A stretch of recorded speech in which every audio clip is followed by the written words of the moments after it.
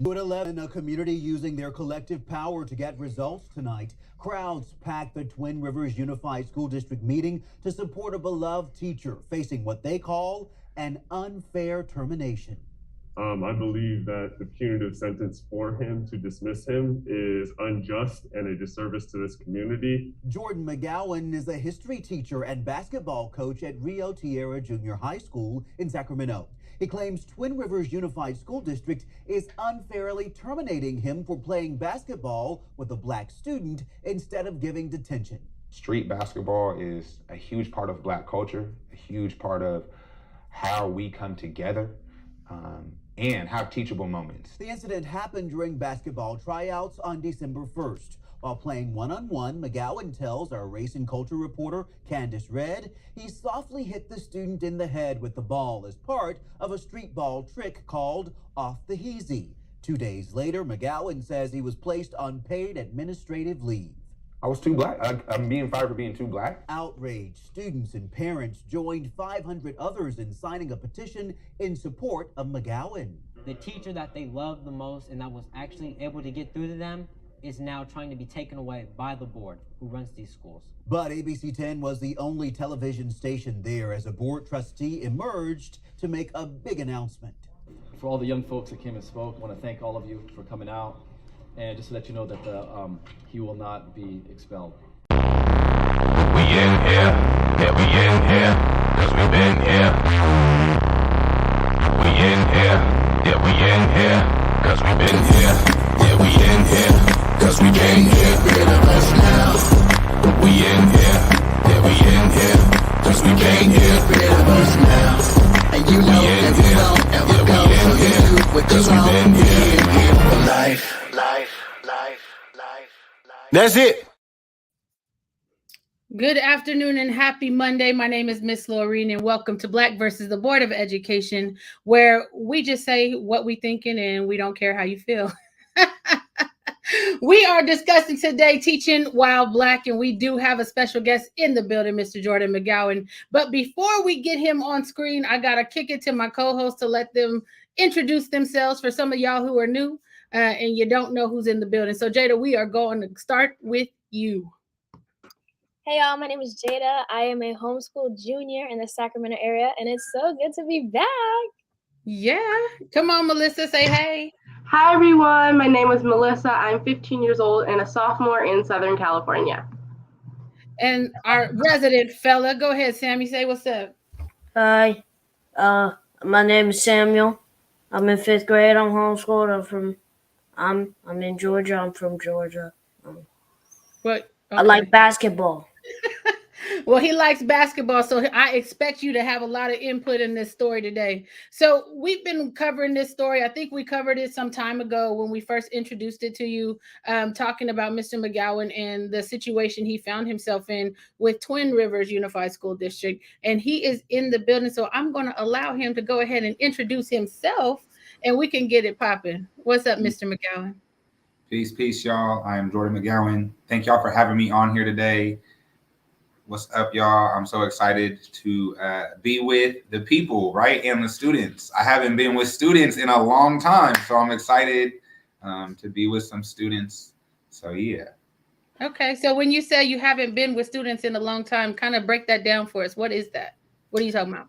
Well, I have been on administrative leave, so I have been out of my classroom from, what's up, Lena? I have been out since December 3rd.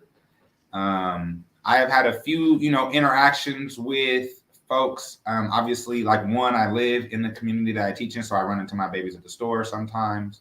Our organization, neighbor program, we do like community learning. So some kid, it's like some of my students or former students will come out and we're able to teach, and we've had some youth events. So I've been with students here or there. I got a chance to, do some guest lecturing at different schools and things like that. Like showing my documentary, things like that. But I haven't been able to, just be with some students, especially some Black students. And, I ran BSU, so I get to be with some students today. So, what I'm saying? Right. I get to be with my people. I'm excited. Well, we're excited to have you. I know I reached out to you via Facebook after I saw your story, and I wanted to have an opportunity for you to come on here and kind of take some questions from the students and also me, because I'm really interested in how we got to here. How did we get here to where you're on or you're on administrative leave, and I'm reading because of some sort of basketball. So can you give us some context as to how we got here? Yeah, so I released an official statement, and it kind of goes over this, right? So like, if you feel like, man, I ran through it too fast, if you feel like I didn't explain it well enough, hopefully that is a little bit more in depth, right? Mm-hmm. And are you talking about the one on Medium? Yes. Okay, got it. Okay, got it. Yeah. Shout out to DJ and these young leaders. Right. And so essentially, I feel like this was a targeted attack, but of like the present issue that like Twin Rivers brought up. What happened was there was a student who had ditched my class, a Black student who had ditched my class. He had got caught. He got sent, not by me, right? Got sent to detention. He was in detention after school and wanted to leave detention to come to basketball tryouts. He had ditched my class, mind you, as well. Right, I am the basketball coach and the teachers, right? So there's a lot of dynamics here. And again, for me, as a Black man, right, as an African, right, identifying as an African, right, and identifying this young brother as a young African, right, a young Black man, a young Black, a boy.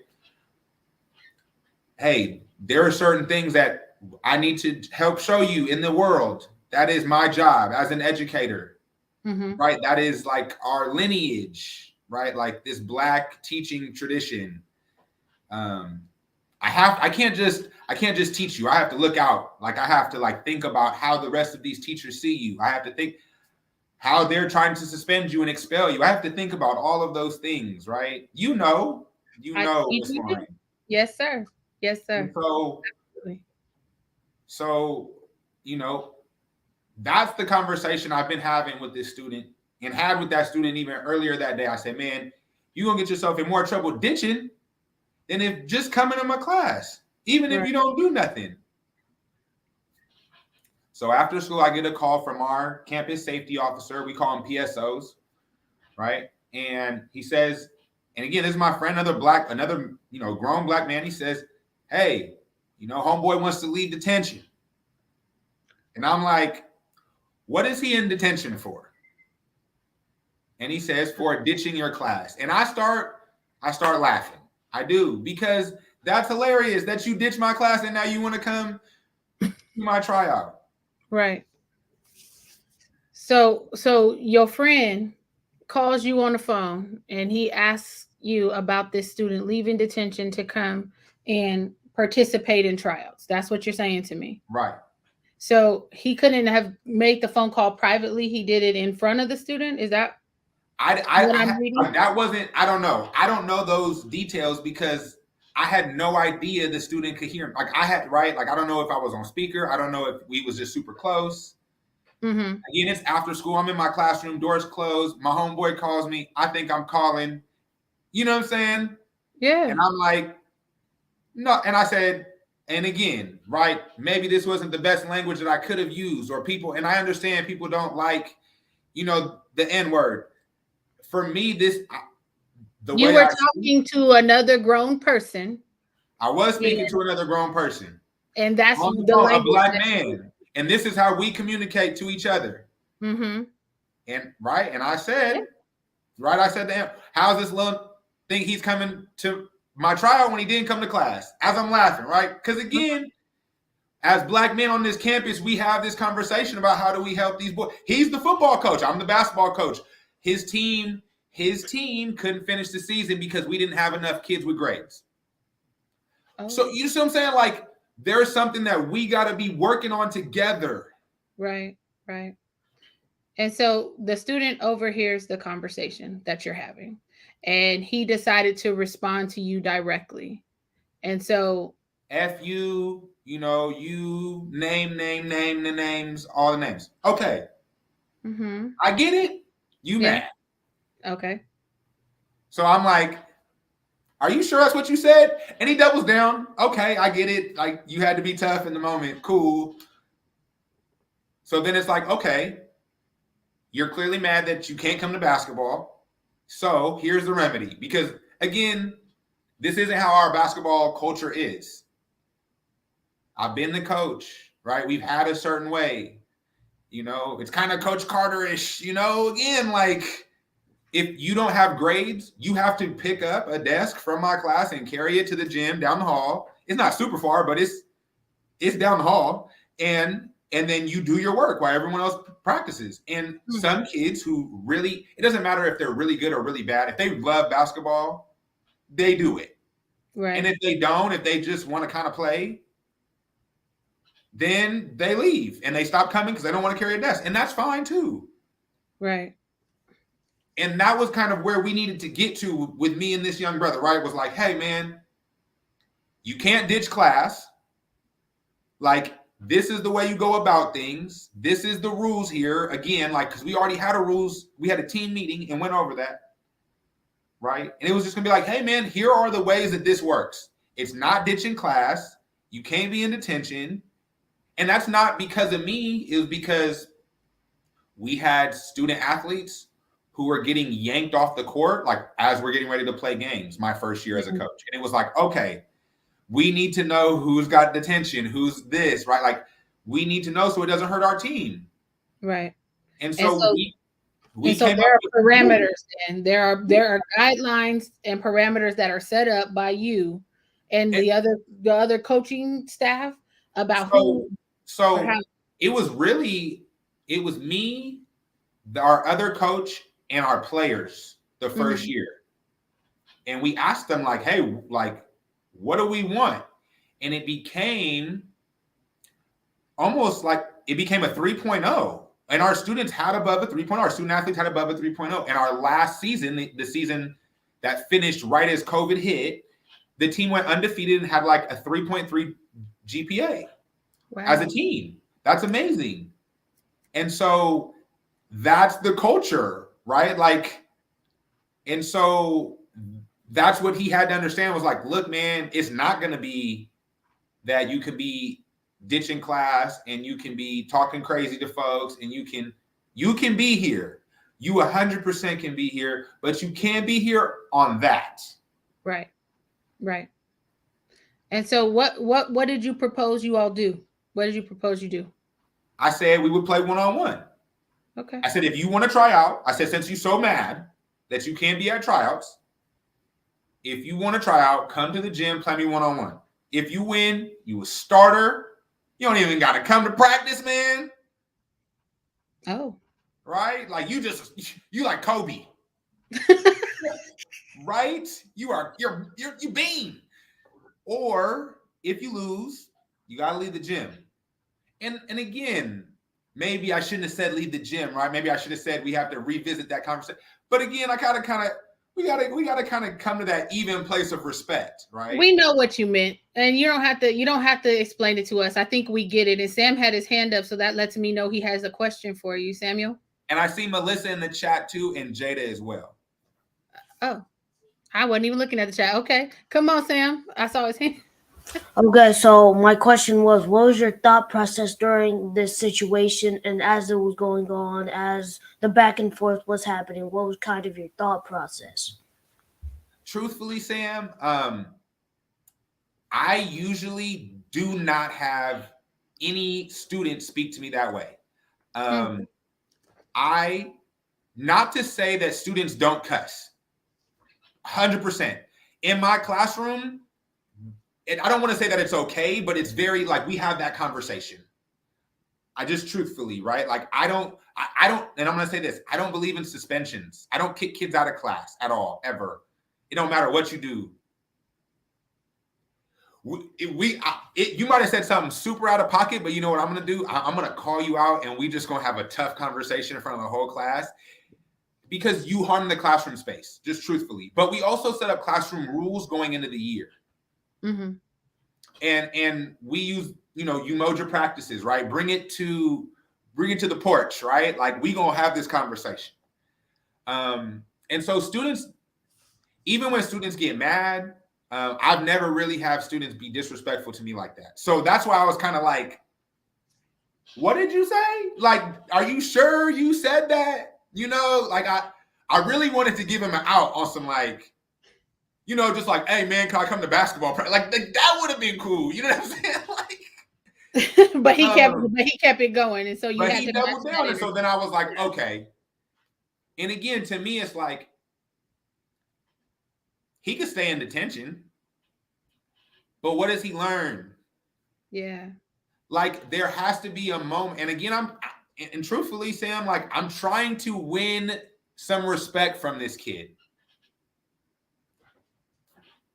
He like, you know what I mean? I want him, he don't gotta like me, but I just want him to know, like, nah, man, there's certain things you do and don't do, you know? And like, again, in the neighborhood that our school makes up, if he was to talk to someone else like this in our neighborhood, that could end up in like really bad consequences for him, like physically, right? Yeah. And that's not what I want. I would hate for that to happen. Like it would. I'm as an educator, I think this is my 8th or 9th year, and I've buried more kids than I have years. Right? Okay. Yeah, every time I say that, I get really emotional. And I say this to my students every year because I can't lose it. I don't think I personally, mentally, physically, spiritually can lose another student. Understand. Melissa? Yeah. So I really feel for you. And I was going to say, it's clear that you care about your students, and it's clear that you're looking out for them, like you said, and you're trying to do the right thing. So initially, being put on administrative leave and not being able to be around the students that you really care about, how did that, like not even being technical, just like how did that make you feel? So I'm sure you can like kind of see I'm still a little emotional. These are my kids. Like I said, I live in the neighborhood. I go to the store and see them. I go to their birthday parties. You know what I mean? Like those things. I have been the basketball coach, and so I had kids playing on Grant's championship team that I couldn't go see. I had kids that normally would be in the gym, right, at Rio Tierra with me before school. I'm talking about like 5, 6 in the morning, and we would be getting extra work in, and then they would be going playing games. And so like to not be able to have those moments while they were on this championship run, it's like the district took something away from us that we could like, yeah. Mm-hmm. And from my family. My youngest son is a basketball player, and that's how I got roped into coaching basketball at Rio. Oh my gosh, bro, why does this keep happening? Anytime I talk about this situation, I get so emotional because I have loved Rio, like, and my family has loved Rio, and we have invested so much into it. So like I said, my 9-year-old son, he's a basketball player, and he's pretty damn good. I can't lie. I talk a lot of mess to him, and I don't let him know that, right? I hate on him. I do. I hate on him tough, because everyone else tells him he's good. So somebody got to like humble him. But so he's grown up with these basketball players, and for him not to be like, you know, he's like, can we go to the game? And he's like hurt. And he's like FaceTiming these guys that are like his big brothers. Mm-hmm. You know what I mean? And so like, just that emotionally, you know what I mean? Like I've had to miss some of his AAU games because he's played at Twin Rivers schools and I can't go. Like I can't go to my own son's basketball games. I'm not supposed to, like, as of right now, I still, right, if I even, yeah, like I've been worried about like, would I be able to go to graduation? So those things, right, like they weigh really heavy. It's really hard to be pushed away from those kids. A lot of the kids have reached out via social media and said, like, we need you back, have said, you know, that they were experiencing like harm from subs who were calling them racial slurs and all types of things. And it's like, again, like the police was being called onto the campus for students. They just had a dog raid. Like it's mind blowing, right? And I'm just, so yeah, emotionally, I'm a disaster. And it's really hard, like, just to be 100% transparent and honest. Yeah. I would like to say that you're a type of teacher who really seems really big on community. And I think that's just, personally, I don't want to, like, make it a race thing if you will, but I feel like it's just the Black in us. It's the culture. It's the community. Like, when African.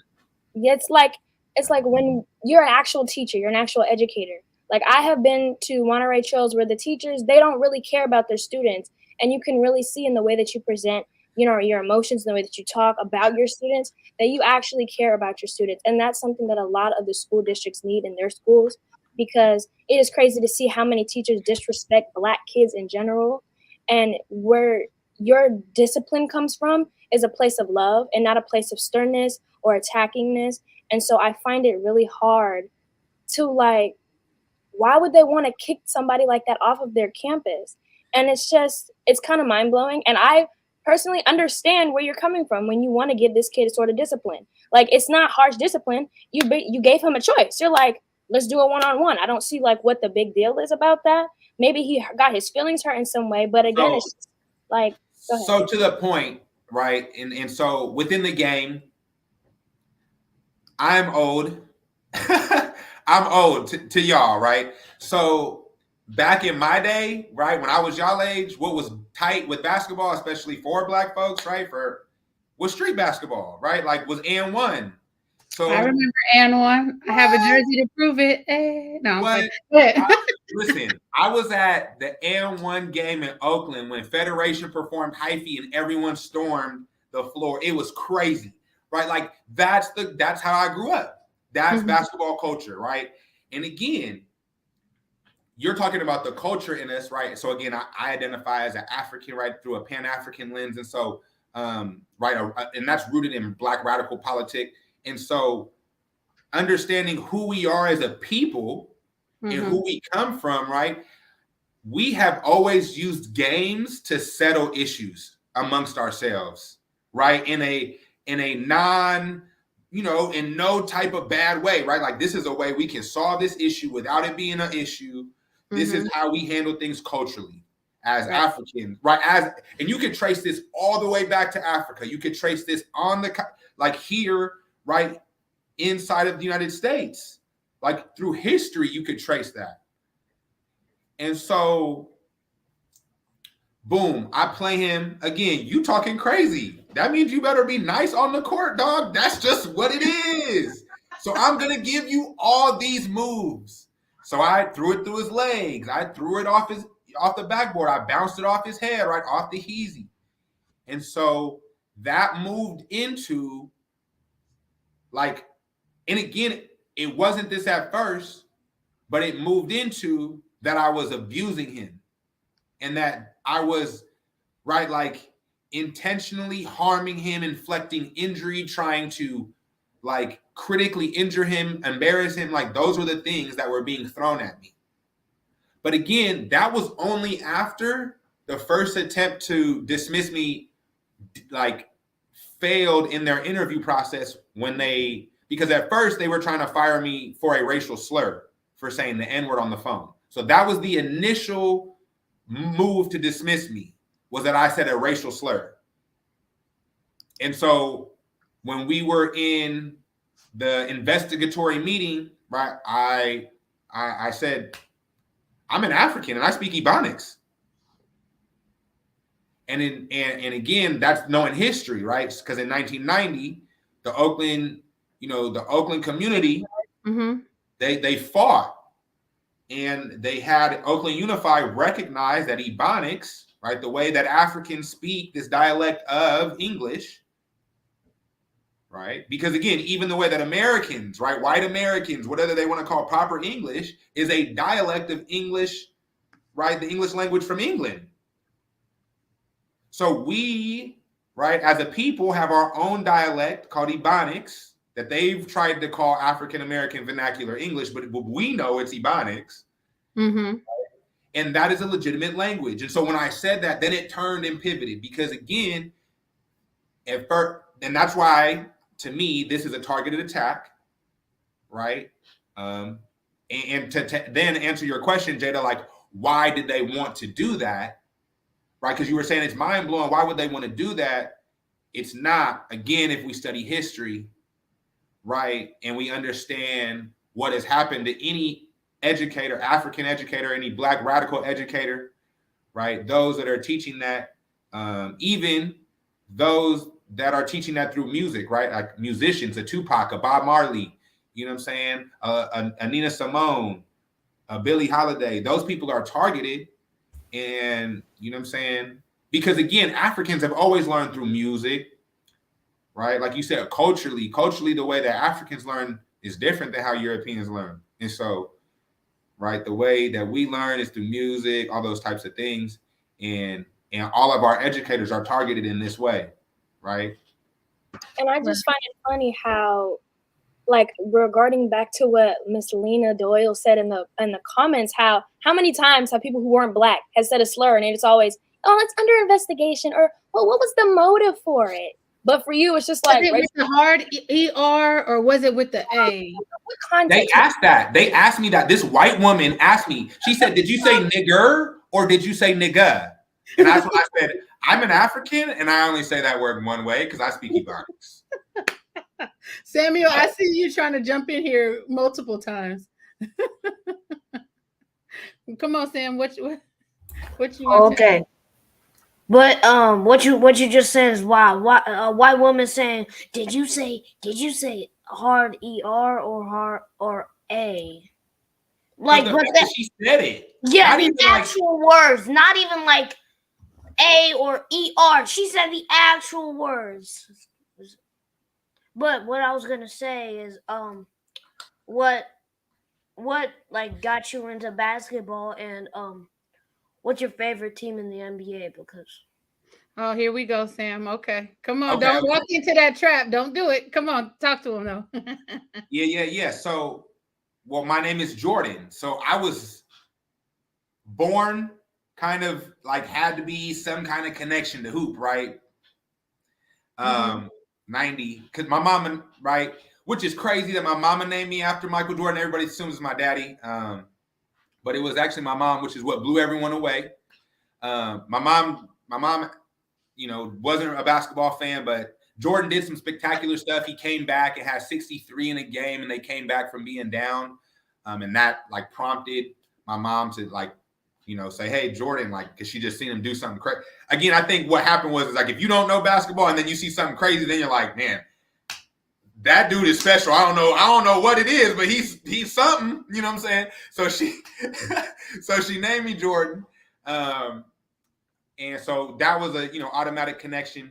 And then for me, I'm from the Bay Area, San Francisco and Santa Rosa, but I'm a Lakers fan because my name was Jordan. So but listen, he had to walk away from me. I don't hate. Listen, I like the Warriors. Come back, Sam. But again, I was super big on Michael Jordan. But my first year, I'm like 3-4 years old, and it was I was playing basketball, and I'm like Michael Jordan, and my dad showed me the Dream Team and the Lakers and Magic Johnson. And man, it was a wrap. Like Magic Johnson was the coolest cat to me. Like Michael Jordan was the best, right? But like Magic was just cool. He was a cool cat. And like that to me, that was like, oh yeah. And then right after, right? I mean, Kobe comes in 98, right? And so 90. I have Kobe chat on my and Kobe to me was like Kobe was the coolest cat. I think Sam has a correction. Sam put his hand up, so he has something. 96. Oh yes, thank you. I'm so wrong. Yes, you're right. You're right. 96. Okay, exactly. Yes, you're right because it was 94. 94 was the Dream Team, right? 92. God dang, I'm off today. You're right. Okay. I was 4 when I really got into the Dream Team. Let me say that. That's what it was. Okay, whatever. He showed me magic, and then that was it. Man, Sam got all the receipts for me today. Dang, Sam. So now listen. I look like I don't know nothing. Okay, well, geez. So listen, we got some questions. 2 years off on everything, right? Hey, traumatic. It's all the trauma. I done lost 2 years of my life. I don't even know. I done lost 2 years of my life messing with Twin Rivers. I done lost it. 2 years already. So we have some questions in the comments, and so I want to make sure I get these in. Dallas Madison asks, how should we move forward in an attempt to alleviate the disconnect between the way we teach as Black educators and the way that the school system perceives it? Sam? Right, look, everybody like, I got Sam on the team. Man, right. Look, man, Sam, you should have just came help Buddy out. We wouldn't even have had no problems if he'd have had you as a representative. He'd have had me on it like, shucks. I'd have been like, listen, all right, just come to, you on the team. Sam done got me. Just bring Sam and make it stop. Okay. So this is the question that I just read. Yeah, that's the question I just read from Dallas. Uh-huh. Hold on. I got to grab something for y'all. Okay. So that I can show you why I'm saying this. Okay, so this is, right, the last year, right, of Malcolm. So this is Malcolm as El Haj Malik Shabazz, right? Right. And so in this, right, we have the statement for basic aims, right, for the and objectives of the Organization of African American Unity, and that's the organization, right, that he was building out when he was assassinated, right, when he was martyred. And then it also has the basic unity program, right? And you could look these up online, you know what I'm saying?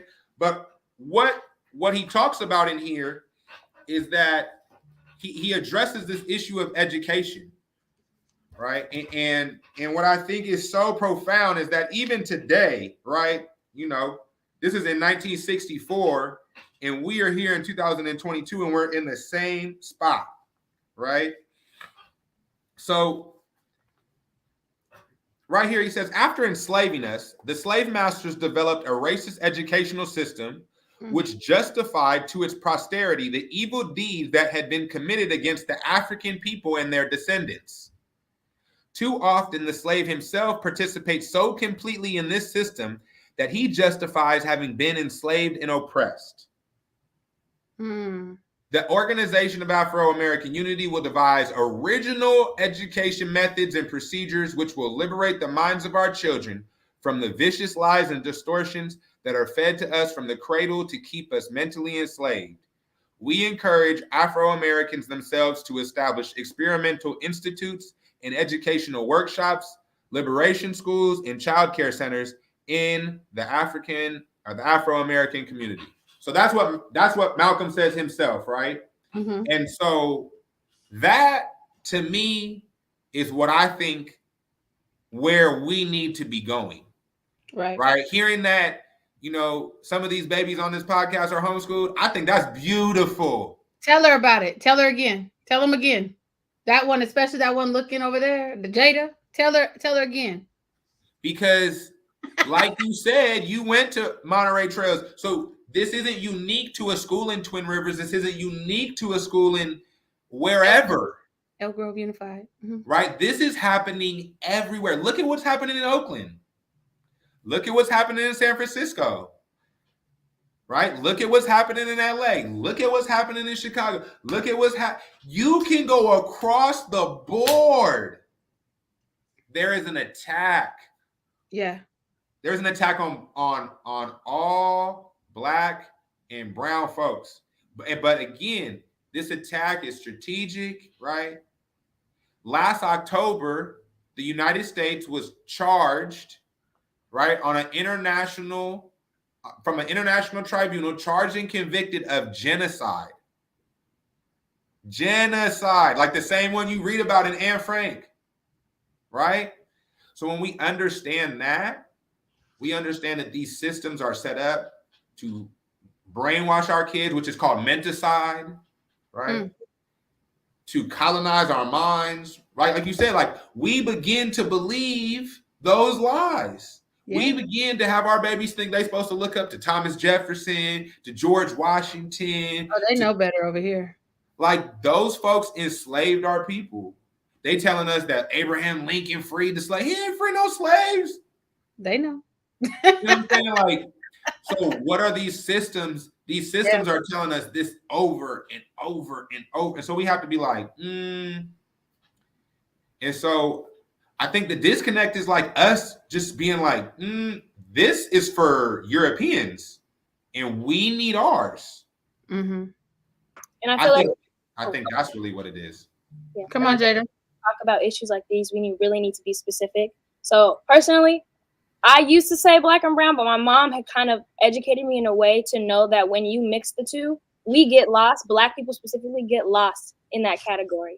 And they solve a brown issue and then be like, oh, we solved the black and brown issue. No, you solved their issue. So when we talk about things like this, we need to be more specific about it because black and brown people go through completely different things. Historically, generationally, we go through completely different things. But I just wanted to say that because we're talking about a black issue right now and you guys said black and brown. And it's not a black and brown issue.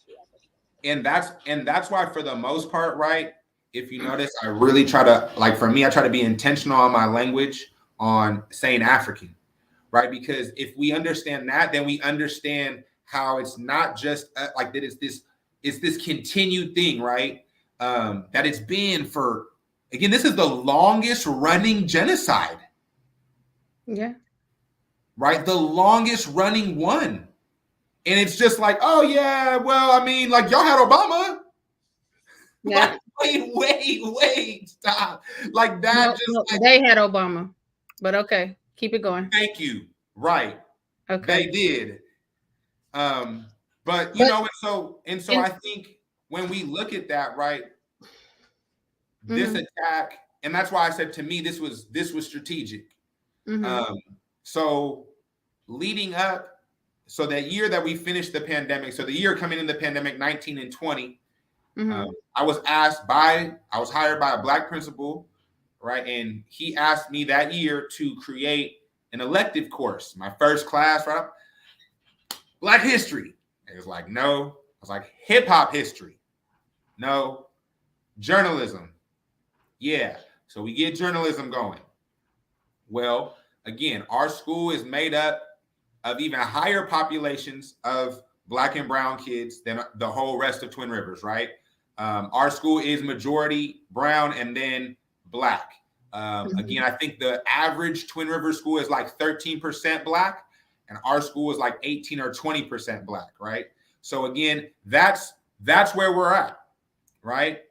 So we, again, I have BSU, I have all these things. So we have journalism, and the kids start talking about Black Lives Matter. They start talking about police brutality, and they get featured on CBS 10 with Sabrina Silva. Okay. You know, normally if a school district has a program or a class get on the news, that's a big deal. They rolling out red carpets. They highlighting that. You feel me? Nothing. Crickets. Right? My babies get nothing. Okay. I'm like, yo, Sabrina got us a tour of the news station. Can we take the kids? Oh, no, we can't figure out the transportation. What do you mean we can't? I drive them myself. What do you mean? Like, how can't we do this? Again, y'all know if that was Future Farmers of America, it might be a different situation, right? Like, you know what I'm saying? Like, I just feel like, again, there's a bunch of, you know what I'm saying, kids talking about something that they don't want people talking about. Yeah. So we then, the pandemic hits. So it's, you know, it's like everything kind of up in the air. But right before the pandemic hit, they told me there's no money in the budget for this class next year. All right. Again, I'm like, whatever. I'm like, but But again, so I'm teaching this in lieu of having a prep. So I'm like, okay, so maybe it's just my budget, like maybe like my budget, but it's also like y'all gonna pay me next year to sub on my prep period anyways. So you might as well just give me these kids, whatever. Pandemic hit, I'm not tripping. When the pandemic hits, they tell us we're gonna get a new principal, right? Like kind of as the school year winds down. But again, if you remember that as the school year winds down, we have George Floyd happening, right? So first off, I've always kind of been politically active.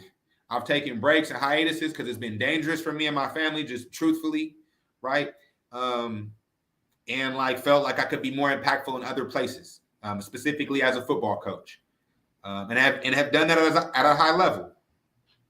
The pandemic kind of put that on a hold, and I started speaking out again on behalf of students, specifically Black students, because I was seeing a lot of anti-Black policies coming out on this Zoom stuff. Cameras got to be on, no hoods, can't be laying in the bed, and I was like, bruh, like there's no way. Hold on real quick. I'm gonna let you finish, but Sam keeps trying to jump in here, and I don't know what he's trying to say, and he's about to jump out of his seat. So, Samuel. Okay. So, I'm just gonna wrap it all together. First off, the founding fathers, the old men, the people on Mount Rushmore and stuff. I want to talk about them first. First off, talk your stuff. They glorify them like they're almighty. No, they enslaved millions of people. I don't know what you're talking about. Second off, I'm tired of these, like one teacher, she's like, George Washington was your goat. I'm like, what are you talking about? Pulling out your slaves' teeth? You shouldn't even be owning slaves. But you're pulling out their teeth to put them in your mouth? How is he the goat? And actually, they used to cover that up. They used to cover up the fact that he used slaves' teeth and was like, oh, he used metal and wood and that doesn't even make sense. Like that didn't even right. Like this man had wood in his mouth. I'm like, come again? He had what again? And then second off, I want to talk about you gotta have your cameras on. You can't do because that's why I mainly started homeschooling last year, second semester, and then this whole school year. Because my teacher, same teacher by the way, same teacher was like, you gotta turn your camera on. I want to see you. Can I see your face? Hey, can I just have some privacy? Right. Leave me alone. And their discipline used to be so dumb. It's like, oh, if you don't turn this on, if you don't do that, I'm gonna have to like kick you out of class or like suspend you. I'm like, I'm at home. What you gonna do? Right? Like I heard some people like if you didn't have your camera on, they didn't count you for attendance. Like, right. And I know like in a lot of places, like even at my house, the internet sometimes just decides it doesn't want to like me on some days. And so my school set everyone like hotspots. They're like, if you need a hotspot, we're sending you all a hotspot. So you can turn your camera on if you would like. It still wasn't mandatory because you're at home. I don't want to see your bedroom. As long as you're turning in the assignments on time, who cares? Right. Well, and like I had babies who were working. I had babies who had to take care of their little brothers and sisters. Like, we not finna be doing this out here. And so I started talking about it. Like, all of these policies are racist, right? I'm like, y'all are out here wild. And then George Floyd happened. So then I'm like, oh, y'all really about to catch these lyrical hands. Like, and I'm sending, but the thing was like, it wasn't even me sending emails. I was like, hey, read this article. Yeah. Watch this clip. So then it was like, oh, Jordan's bombarding us with stuff. What? They should probably learn something. Come on, Sam. Like I said, so then we get this new white principal. I really hope that I keep saying white and I don't call him anything else. I'm going to just say that. because I might, starts with a C, but usually with 3 Ks if I spell it. but I'll leave that there. Right. So we get him, right? And he comes to me like, oh, I hear you're this influential person on campus. I want to help you. I want to help this transition. Right. And I'm like, okay, cool. Like, great. Understand exactly where we're at right now. Like in this moment in history. It's very specific, right? Sir, like white man who is coming outside of our community into our community over the vice principal who's been there for 5 years, this Indian woman who's been the vice principal, killing it. Kids love her, families love her. Why isn't she our principal? So you just hand plucked from the district and put into our school, made up of extra black and brown babies? And you was just hand plucked? Okay. Talking about, I'm best friends with the, okay. So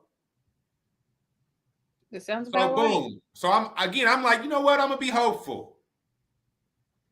So I'm like, hey, I've been running this class for teachers. It's called Decolonize the Classroom. I would love to present this to our staff. You know what I'm saying? Like where we're at right now, it's really needed. You saying you want to make change on our campus. This is a way.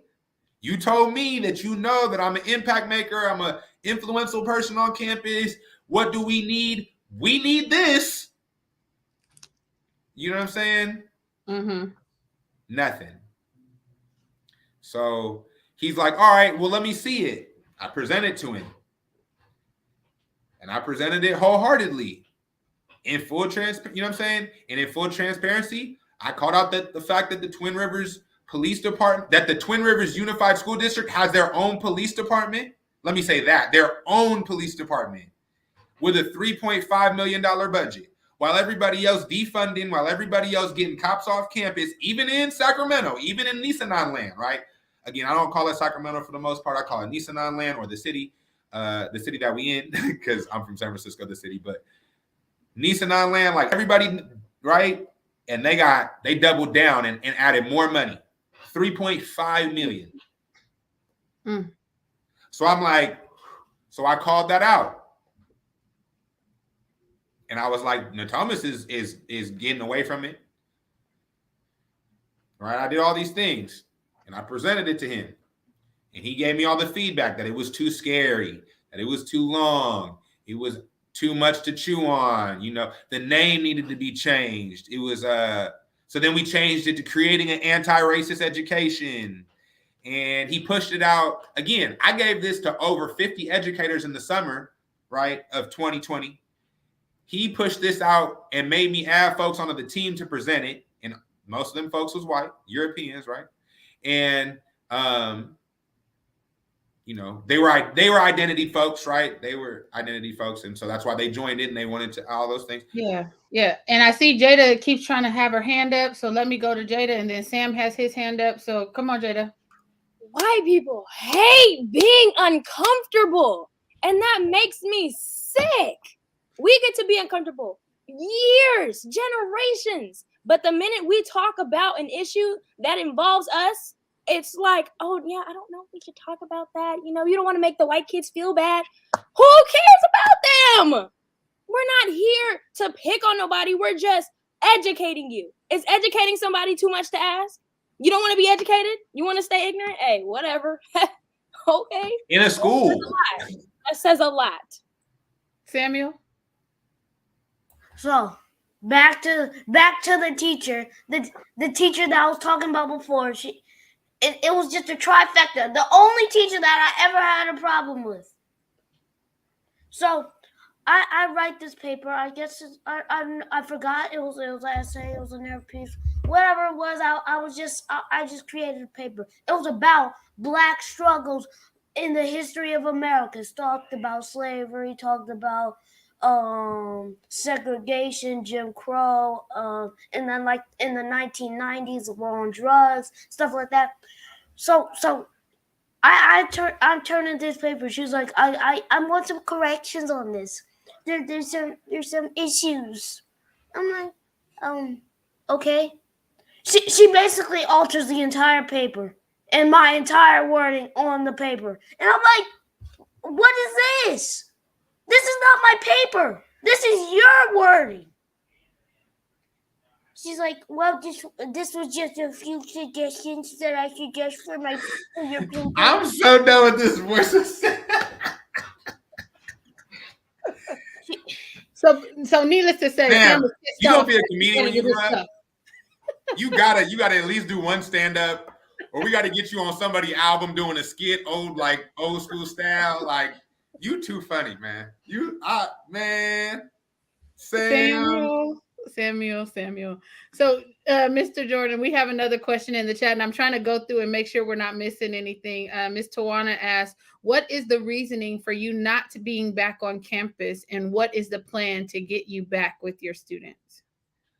So there's a lot to that, I would say. Okay. So obviously we won at the board, right? And you would think then that would put me back in the classroom, right? Or they would reach out about that or some type of way, right? But that didn't happen at all. Mm-hmm. And so my attorney, I was given an attorney from the union. And by the way, the union has no Black representation. Do y'all hear me? Yeah.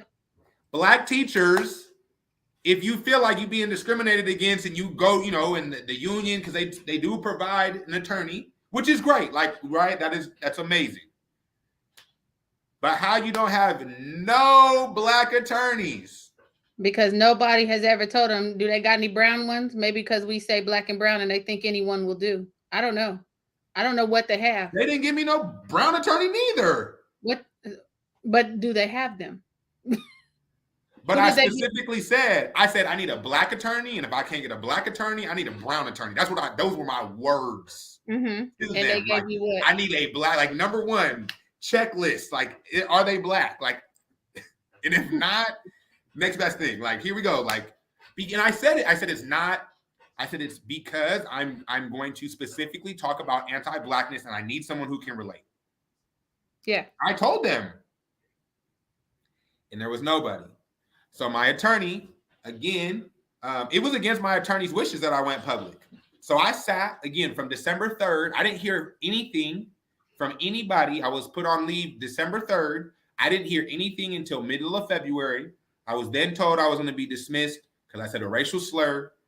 Then they brought me into the meeting. From there, right, it was, you said a racial slur. I said, I'm an African, I speak Ebonics. Then it said, oh, no. You abused this kid. So then I sat on that, and my attorney sat on it. And, they had their conversations about, the district tried to, you should settle. And it was like, why would we settle? You're going to say that I possibly abused someone. And I was like, no, I did my homework. You didn't do what you were supposed to do if I abused someone. You didn't file no paperwork. You didn't call the pigs. You didn't do all the things you're supposed to do. So, boom.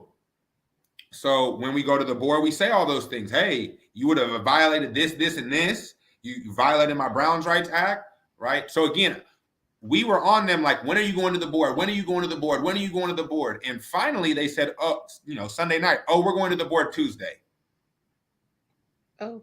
Now it was they said, we might be going to the board. I think it was Wednesday or Thursday before, right? So I had a 5-day period.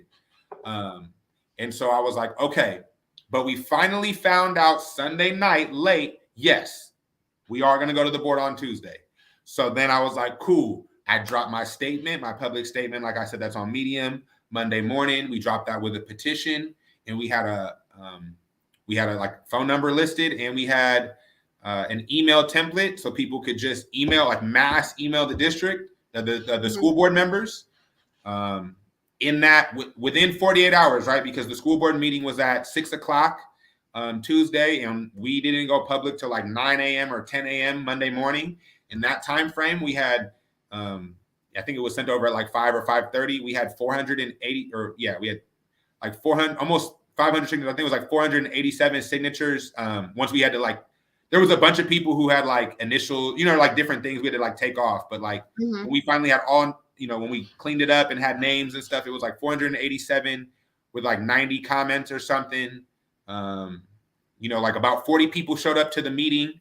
And then that was crazy even, right? So on the card, it says that comment cards are taken until 6:30.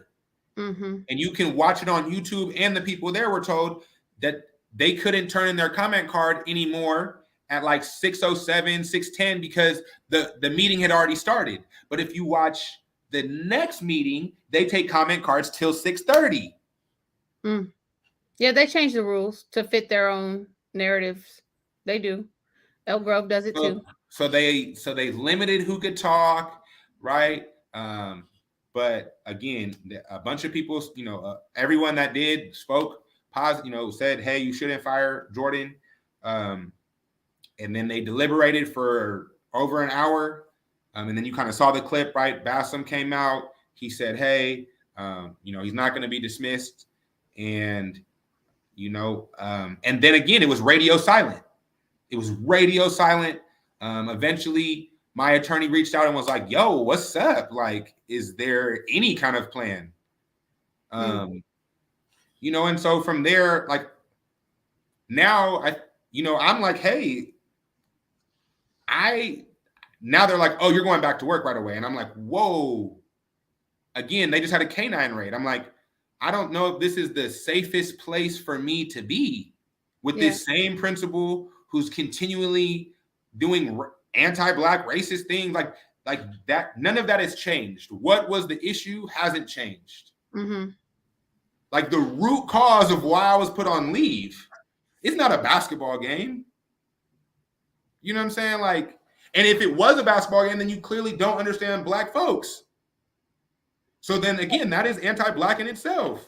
Well, I mean, bottom line is they need to stay out of Black people's business. How about that? And I'm surprised that, I didn't hear from you because, I be up at these school boards all the time. I just stay over here in Elk Grove because they're number one in the state for disproportionate discipline of Black students. And but so, to know that you were going through something like this, I'm encouraged to hear that so many folks from your community came and stood with you.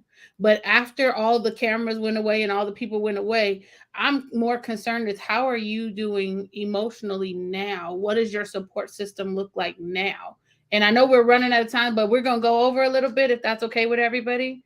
But I'm worried about what it's like for you now, because to have something ripped away from you and they say, oh, no harm, no foul, go ahead and go back. That's traumatic in itself. And I did see Dr. V in the comments from that resigned recently from West Campus after those racial attacks on her. And so I'm just really concerned, like, how are you doing present day? What is your support system like now? Yeah. So again, I don't feel safe or comfortable being in that district. I do feel targeted.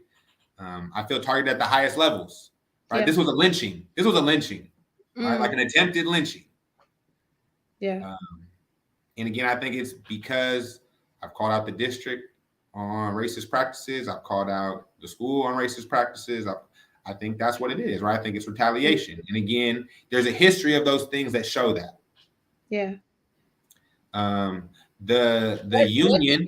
What do the you union just came? Well, the union even just came out and said that this year the data shows that Twin Rivers has disproportionately placed. They're terming it educators of color on discipline in disproportionate levels. So again, like knowing those things, I don't feel safe going back. Right? Yeah. Like no, like. Okay, yeah, y'all came at me, but this is actually this is a whole big plan y'all got worked out. And so I am trying to navigate that in the best way and like keep my mental together and safe. Mm-hmm. What can we do to help you? What can the people do to help you? I mean, I just want to let you know you have a place here. If you want to come in and communicate with us and sit with us and we can talk about issues together, if that would be cathartic for you, you are welcome in this space anytime.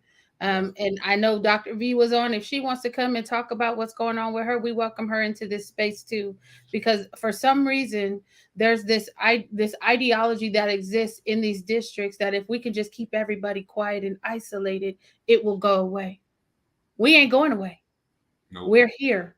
And we can do this the easy way or we can do this the hard way. And unfortunately, most times it's not until you embarrass them real good that they start to change some of the practices that they have. And so again, you are welcome in this space. I think that you guys agree with me. He's welcome here. Because we like to just talk about it. And I like to hear their perspective because the ideology or the assumption is they don't know what's going on either. And as you can see, these are some of the brightest minds out here and they take no prisoners. They are about that life and I'm with it. But we need more of this. We need more students who are cultivated in a space where they can just be authentically themselves and they can let you know their opinion without people cutting them off or disciplining them because they don't like what is being said. Yeah. And I think to then answer your question, right, is like our goal here, my goal here is to build that space out for us, right? Like we have this center here at the Shakur Center. Our goal, we have a team. Y'all saw DJ give y'all a shout out earlier. He's part of our team. We're trying to build out a school. We're trying to build out a school right now called Malcolm X Academy for African education that will be tailored to our kids, right? The same way that like you don't got to be black to come here, right? Like the same way you don't got to be Catholic to go to Catholic school, but guess what? You gonna get this word, like you gonna get this black radical, you know what I'm saying? Like you gonna get the real, you gonna get African principled practice of education, right? Through song and dance and storytelling and visuals and art and culture and all that. And so farming, right? Growing your food, cooking your food, you know what I'm saying? So that's what we are, that's, you know, how we're here and how we're trying to build out.